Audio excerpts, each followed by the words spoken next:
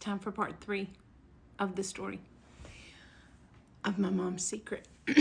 So, I told you that a man told me in the grocery store that I had a sibling I never knew about. My mom was dead. My dad was dead. There was nobody to ask. I started digging. I got my non-identifying information, and I took from that several clues, and I learned how to do that from women that are called search angels. They help you find who you're looking for. So I learned a lot from them. But here's a question that I want you to ask yourself. Have you ever loved somebody you didn't even know? You've never met? You've never laid your eyes on? You've never had a conversation with? Well, I'd been searching for a couple of months by this time, and I had love for this man. I mean, I didn't know him. I didn't know he could have been a serial killer for all I knew. I didn't know him. I didn't know if he was dead or alive. I didn't know if he was a good person or a bad person. But there was a connection there, just knowing that he was part of my family and part of my mom. I think because I lost her so early, he became extra important because he was actually a part of her. I think I told you I have a sister, and she is wonderful, and she's my big sister, and I love her. But I always wanted a brother, and I had a brother. And I had lost all this time.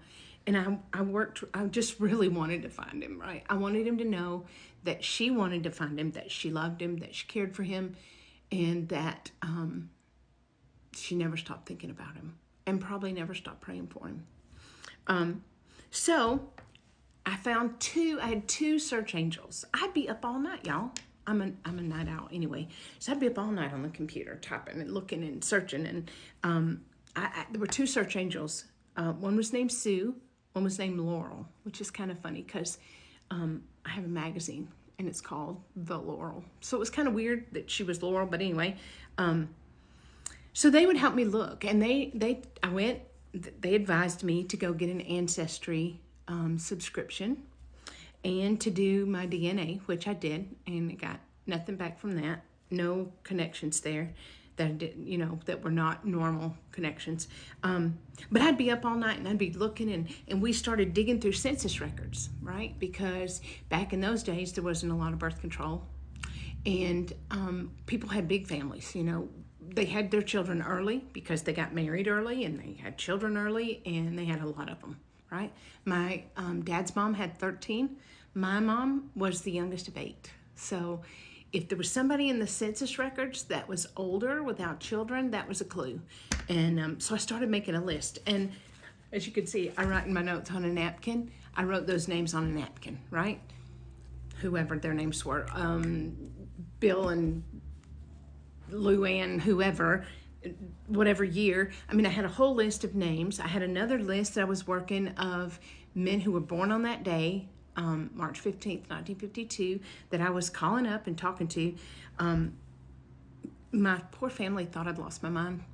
I just couldn't let it go. I could not find him. So I found out in the process that on a birth certificate, they can change the day that you were born, just a little either way.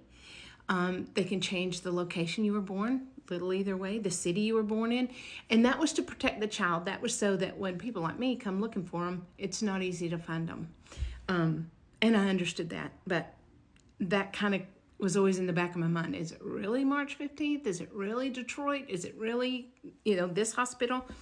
But I just kept making calls, and I kept looking. And so I was on all these adoption registries and Facebook sites for people who are looking for their family, right? And so I was on one called G's Adoption, letter G, S, Adoption Registry.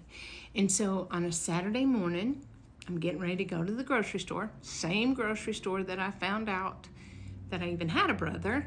That's where I was headed to buy groceries. So I checked my email, and I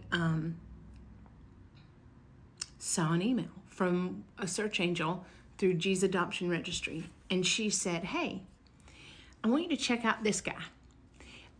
He has a brother because he had a brother that was 3 years older than him that was also adopted. He has a brother, but he lives in Ohio. I'm like, Ohio? I haven't even started looking in Ohio. I'm still working this list from Michigan, right? Ohio? I hadn't even thought to look in Ohio. So I start Googling this name and looking for the name, and I come across an obituary, which was the next step, right? His parents were in their 40s, in the 50s. They're probably up there now and could have passed away. And that's how I started digging. So so the name comes up, and I look on my napkin, and I have it written down. And out of respect, I won't share those names, but they were on my list. So I keep Googling, keep looking, keep digging, and I find a phone number for him. So I call him up, right? I've already done this 1,000,000 times. I've said it 100 times. I could have repeated it in my sleep. Hi, this is Tracy, da-da-da-da-da, right? But I called the number, and I got an answer machine, and I just panicked, which had not happened. I was like, so I just hung up. So then I thought, that's silly, call back. So I call back, and by this time, I'm in the car, and I'm headed down the driveway to go to the grocery store. And so I call, and this real gravelly voice answers the phone. And I said, hi, my name's Tracy, and I found out that I have a brother that was adopted, and I'm looking for him. And he said, where was he born? I said, well, he was born in Detroit, but that can be changed on a birth certificate. He said, I was born in Detroit. Well, my mom's name was Dolores Ferguson. And he said, and I quote, how in the hell did you find me? Well, I felt like I'd won the lottery. I mean, I'm at the bottom of my driveway on the phone, and I said, oh my gosh, it's you. I found you. I've been looking for you for months and months and months, and I'm so excited, and I can't wait, and I want to know, and I've got so much to say. And he said, I knew this could happen, but I never dreamed it would happen now. And I said, well, I'm so excited to find you, and I just want you to know that I have so much to tell you, and I live in the mountains. That's not what I told him. That's what I'm telling you. I live in the mountains. We lose service. So I knew that I was going to lose service. So I said, look, I'm going to lose you. And he said, and I'm so sorry, I'm going to lose you. I'm going to lose service. And he said, you got to promise to call me back. And I said, well, I promise I'll call you back when I get to the grocery store. Right? So I'm driving down the road, and I was so excited, and I praised Jesus all the way down the road. I was like, thank you, God, for helping me find him, and I'm so excited, and I can't wait, and it's going to be so great. And so I get to town, and I park, and I'm shaking. I'm just so excited, and I can't believe. And I wanted to call my sister and say, I found him, but I wanted to call him back first, because what if he changed his mind and didn't want to talk to me? Then what was I going to do? And that was a real possibility. The search angels prepared me for that. Look, he might say no. No, he won't say no, because I'm going to love him so much he can't say no, right? So I park the car, I dial the number, and the phone is ringing, and he answers the phone. And I said, hey, it's me. I don't even think I told him my name. Maybe I did in the beginning. It's Tracy. And I said, my name's Tracy, and I'm so excited that I found you, and I can't wait to tell you. I have so much to say.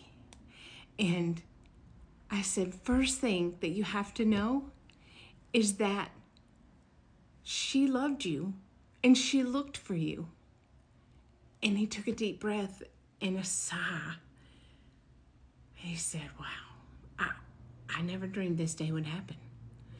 And I said, well, I can't wait to learn all about you, and I can't wait to tell you all about my mom. And so I'll tell you more about that in part 4. We had a 45-minute conversation that was awesome. Stay tuned.